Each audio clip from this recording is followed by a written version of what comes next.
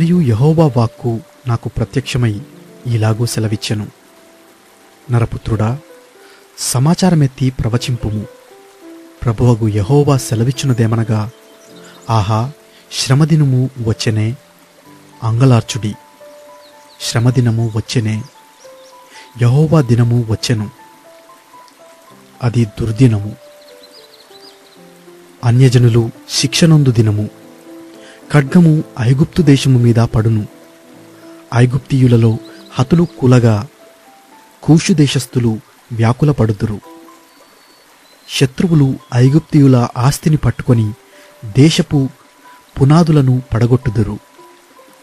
కూషీయులను, పూతీయులను, లూదీయులను, కూబీయులను, నిబంధన దేశపు వారును, మిశ్రిత జనులందరూ ఖడ్గము చేత కూలుదురు. యెహోవా సెలవిచ్చునదేమనగా, ఐగుప్తును ఉద్ధరించువారు కూలుదురు. దాని బల గర్వము అణగిపోవును. మిగ్దోలు మొదలుకొని సెవేనే వరకు జనులు ఖడ్గము చేత కూలుదురు.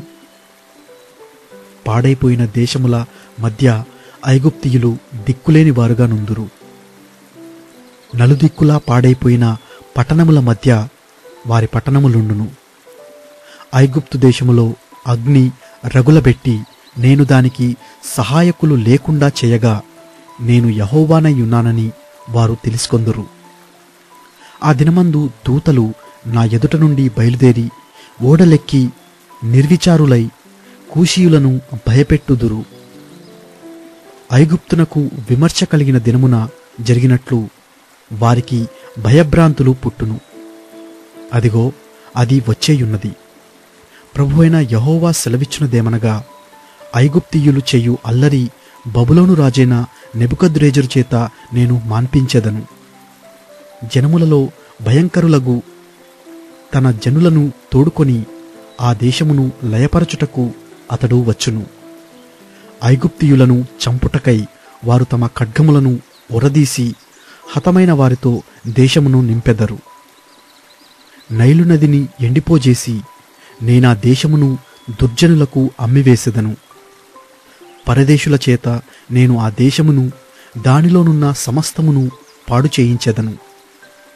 యెహోవానైన నేను మాట ఇచ్చి ఉన్నాను. యెహోవా ఇలాగూ సెలవిచ్చుచున్నాడు.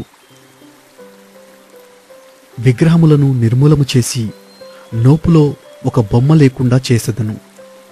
ఇక ఐగుప్తు దేశములో అధిపతిగా ఉండుటకెవడునూ లేకపోవును. ఐగుప్తు దేశములో భయము పుట్టించెదను. పత్రోసును పాడు చేసెదను. సోయనులో అగ్నియుంచెదను. నోలో తీర్పులు చేసెదను. ఐగుప్తునకు కోటగానున్న సీను మీద నా క్రోధము కుమ్మరించెదను. నోలోని జనసమూహములను నిర్మూలము చేసెదను. ఐగుప్తు దేశములో నేను అగ్నియుంచగా సీనునకు మెండుగా నొప్పి పట్టును. నోపురము పడగొట్టబడును. పగటివేళ శత్రువులు వచ్చి నోపు మీద పడుదురు. ఓనువారిలోను పెబేసేతు వారిలోను యవనులు ఖడ్గము చేత కూలుదురు. ఆ పట్టణస్థులు చెరలోనికి పోవుదురు. ఐగుప్తు పెట్టిన కాండ్లను నేను తహపనేసులో విరుచు దినమున చీకటి కమ్మును. ఐగుప్తీయుల బలగర్వము అణచబడును. మబ్బు ఐగుప్తును కమ్మును. దాని కుమార్తెలు చెరలోనికి పోవుదురు. నేను ఐగుప్తీయులకు శిక్ష విధింపగా నేను యెహోవానై ఉన్నానని వారు తెలుసుకొందురు. 11వ సంవత్సరము మొదటి నెల 7వ దినమున యెహోవా వాక్కు నాకు ప్రత్యక్షమై ఇలాగు సెలవిచ్చెను. నరపుత్రుడా, నేను ఐగుప్తు రాజైన ఫరో బాహువును విరిచితిని.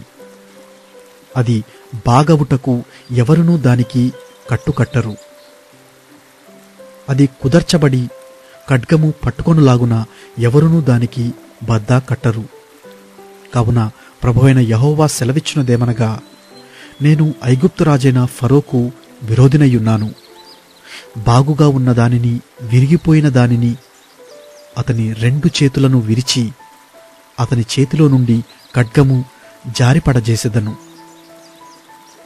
ఐగుప్తీయులను జనములలోనికి చెదరగొట్టుదును. ఆయా దేశములకు వారిని వెళ్ళగొట్టుదును. మరియు బబులోను రాజు యొక్క చేతులను బలపరిచి నా ఖడ్గము అతని చేతికిచ్చెదను. ఫరో యొక్క చేతులను నేను విరిచినందున బబులోను రాజు చూచుచుండగా ఫరో చావుదెబ్బ తినినవాడై మూల్గులిడును. బబులోను రాజు యొక్క చేతులను బలపరచి ఫరో చేతులను ఎత్తకుండా చేసి ఐగుప్తు దేశము మీద చావుటకై నేను నా ఖడ్గమును బబులోను రాజు చేతికియ్యగా నేను యెహోవానయ్యున్నానని ఐగుప్తీయులు తెలుసుకొందురు.